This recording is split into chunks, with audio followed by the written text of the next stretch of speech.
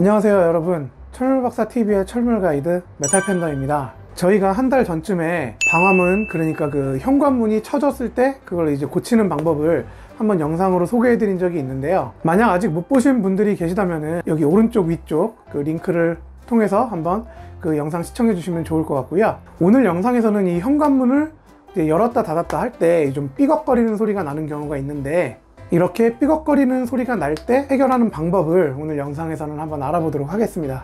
일단 첫 번째 방법은 이렇게 뿌리는 그리스 제품이나 WD-40 같은 이런 윤활제 제품을 현관문 위 아래쪽에 있는 그 힌지에다가 뿌려주는 방법입니다. 한번 뿌려볼까요? 이렇게 위쪽이랑 아래쪽에다가 그리스를 충분히 뿌려주시는 방법이 있겠습니다. 만약에 여러분들이 집에 WD-40이나 이런 그리스 같은 이런 물건이 없으면은 집에서 쓰시는 식용유 있죠? 식용유를 스프레이통이나 아니면은 분무기 같은데 넣어서 뿌려주시면 됩니다. 꼭 이거를 하실 필요는 없고 식용유로도 효과가 많이 있다고 하니까요, 요거는 참고로 알아두시면 좋을 것 같습니다. 보통 윤활제 제품이나 아니면 뭐 식용유, 여러분들 드시는 기름을 뿌리셔도 어느 정도는 거의 대부분의 경우에서 이제 문이 삐걱거리는 거를 다 해결을 하실 수가 있는데요, 가끔 가다가 뭐 위에 쪽 힌지는 거의 그런 경우가 없는데 아래쪽 힌지에서 이제 삐걱거리는 소리가 뭐 이렇게 뿌려도 해결이 안 되고, 뭐 단순히 삐걱거리는 소리를 넘어가서 뭐 따닥따닥 소리가 난다거나 뭐가 걸리는 소리가 난다거나 하는 경우가 종종 있습니다. 이런 경우에는 현관문 아래쪽 힌지 아래쪽 그 부속 중에 베어링이 있거든요.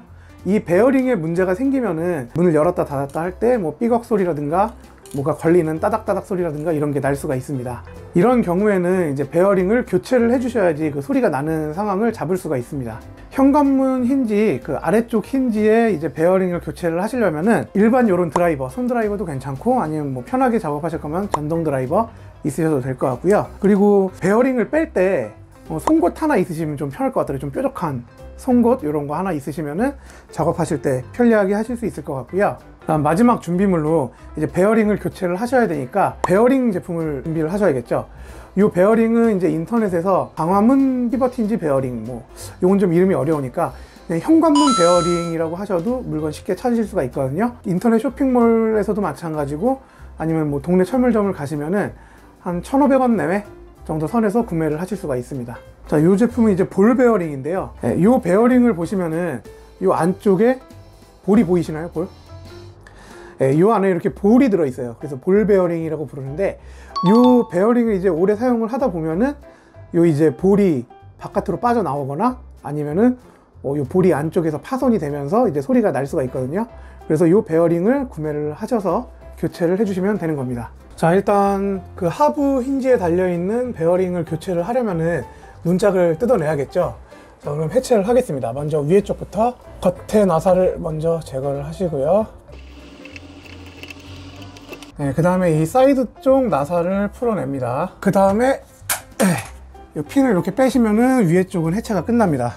그리고 생각을 해보니까 이 아래쪽도 껍데기를 먼저 벗겼어야 되는데 제가 이거를 살짝 깜빡했네요. 지금 바로 풀게요. 그냥 아래쪽도 케이스를 빼고, 자, 이 상태에서 문짝을 들어서 빼면 빠졌죠. 자, 이렇게 문짝을 드러내면은 이 아래쪽에 이게 베어링이 나오거든요. 요게 베어링입니다. 근데 요 베어링을 저희 그 시청자분들 중에 한 분이 저희 쪽에 댓글을 남겨주셨는데, 이 베어링이 안 빠진다고 질문을 해주신 분이 있어요. 근데 요거를 자세히 보시면은요, 요 송곳 준비하신 걸로 요 아래 살짝 요 아래쪽을 눌러보시면은 이 와샤가 있죠.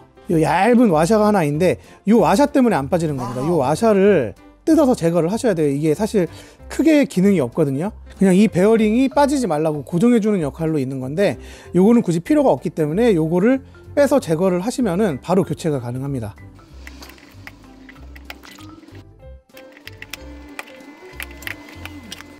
이렇게 와샤를 제거해 주셨으면은 바로 이렇게 들어서 제거를 하면 됩니다.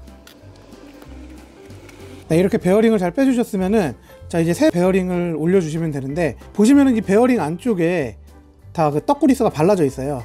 그리스가 발라져 있기는 한데 그래도 그리스가 충분해 보이지 않으니까 좀 더 뿌려줄게요. 네, 이렇게 교체를 해주시고요. 아까 처음에 제가 얇은 거 와자를 하나 뜯어냈잖아요. 사실 없어도 상관없어요. 이게 빠질 일이 없거든요. 근데 만약에 정 불안하다 하시면은 이렇게 와샤를 하나 갖다 끼워서 사용을 하셔도 크게 무방할 것 같습니다. 근데 저 오늘 굳이 끼진 않을게요. 자, 이제 이렇게 베어링을 교체하셨으니까 바로 조립을 해주시면은 작업이 완료가 되겠습니다. 네, 그럼 문짝을 다시 들어서 아래쪽부터 끼워 주시고요. 그 다음 상부 힌지 축을 결합을 하셔야 되는데, 얘도 끼우기 전에 그리스를 좀 뿌려주시면 좋을 것 같네요. 그리스를 좀 뿌리고 구멍 안에도 좀 뿌려주면 좋을 것 같고요.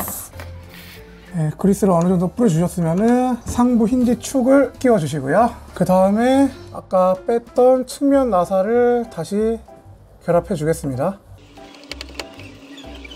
그 다음에 상부 케이스를 씌워 주시고요. 하부 힌지도 똑같이 케이스를 씌워서 이렇게 끼워주시면 마무리가 되겠습니다.